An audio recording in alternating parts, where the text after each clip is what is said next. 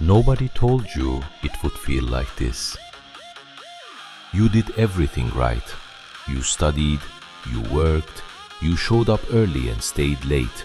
You said yes when you wanted to say no. You delayed the things you wanted for the things you were supposed to want. And now you're here, and something is wrong. Not wrong in a way you can explain to anyone. Not wrong in a way that would make sense at a dinner table or in a performance review. Just wrong. A low-grade wrongness. The kind that lives behind your eyes at 2 a.m. The kind that makes you scroll your phone not because there's anything there, but because silence has started to feel like an accusation. This is not a story about motivation. I'm not going to tell you to wake up at 5 a.m. I'm not going to tell you to read more books. This is a story about a system, how it was built, what it actually wants from you, and why, for the first time in a century, it is beginning to show its seams. Let's go back. 1945. The war ends. 12 million American men come home. They had survived something that most humans in history never survived. They had watched their friends die. They had made decisions under conditions no training could prepare you for. They came home carrying things they would never speak about. And the system made them an offer. Work hard, be loyal, give us 30 years. In return, a house, a pension, a life. Your wife stays home, your children go to school, your company protects you. It was a real offer, and for a specific window of time, roughly 1945 to 1975, it was honored. One income, one house, lifetime employment, a company that knew your name. Then something changed. Not suddenly, not visibly, slowly, quietly, the way a foundation cracks before the building falls. 1971. Nixon takes the dollar off the gold standard. Most people alive today don't know this happened. Most people who know this happened don't understand what it means. What it means is this: money became theoretical. It could be created, printed, expanded, and when money can be created from nothing, the people who create it accumulate something the people who earn it never can. 1973. The oil shock, stagflation. The first time ordinary Americans felt the floor move beneath them. 1980s. The shareholder revolution. For most of corporate history, companies believed they had obligations to employees, communities, and customers. Then a new idea took hold. The only obligation is to the shareholder. Lifetime employment disappeared. Pensions became 401ks, which is to say, the risk was transferred from the corporation to you. 1990s. Globalization. The factories left. The jobs that built the middle class, the ones that didn't require a college degree but paid enough for a house and a family, those jobs left.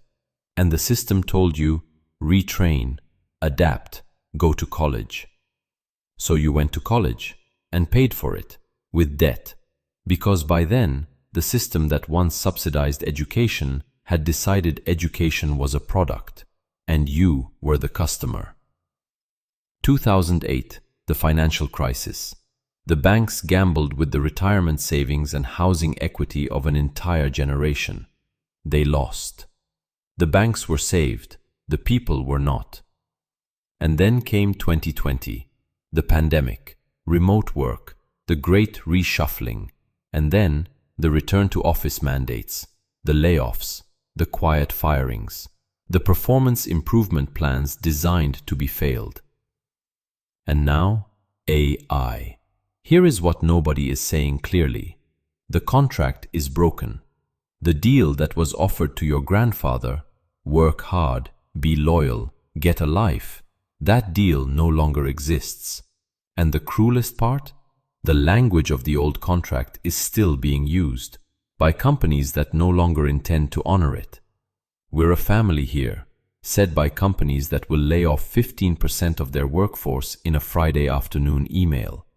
Your loyalty will be rewarded, said by organizations that eliminated pensions before the people hearing those words were born. Work hard and you'll be recognized, said in systems where the most reliable predictor of career advancement is not performance, but proximity to power. You are not failing the system. The system is working exactly as designed. It was designed to extract labor at the lowest possible cost, to transfer risk downward, to concentrate reward upward. It was designed by people who understood something most workers are never told: that the most effective form of control is not force. It is manufactured consent. Make people believe that their exhaustion is a personal failure. Make them believe that if they just worked harder, sacrifice more, optimize better, they would make it. And they will never look up long enough to ask who designed the ladder. There is a specific kind of damage that this produces. Not the dramatic damage of war or loss, the quiet damage of sustained, low-grade betrayal. Psychologists call it learned helplessness, the condition that develops when a living creature repeatedly experiences outcomes that are unrelated to its actions. When effort does not produce results, not because you're doing it wrong, but because the system was never designed to reward your effort. What happens is this: you stop trying. Not with drama, not with protest. Quietly, internally. You go through the motions, you fill in the forms, you attend the meetings, you write the reports. But the part of you that used to believe, the part that showed up genuinely, that cared, that was willing to sacrifice, that part goes somewhere else. Or it disappears entirely. This is what the economists call quiet quitting, but that is not what it is. It is grief. The grief of a generation of men who were handed a map and then discovered the territory had changed, who were promised a destination that no longer exists, who did everything they were told and are still standing in an airport watching their flight leave without them. And they cannot tell anyone, because the story they were given, the story of individual meritocracy, of hard work and reward, that story does not have a villain. It has only personal failure. So men go silent. They drink more than they should.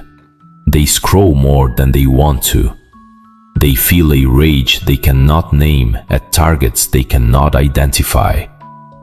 And the system continues, because a population in quiet despair is a remarkably productive population.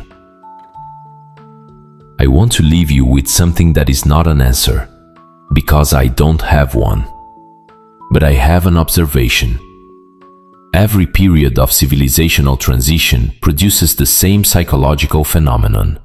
A generation that is asked to live by the rules of a world that no longer exists, while building, often without knowing it, the foundations of whatever comes next. Your grandfather's generation survived the Depression, was shaped by it permanently, carried its scars into prosperity and never fully relaxed. They couldn't, because the body remembers even when the mind moves on. You are living through something similar. Not a war, not a famine, something quieter and in some ways harder. The collapse of a story. The story that said, play by the rules, trust the institutions, the machine will take care of you. That story is gone, and what replaces it has not yet been written.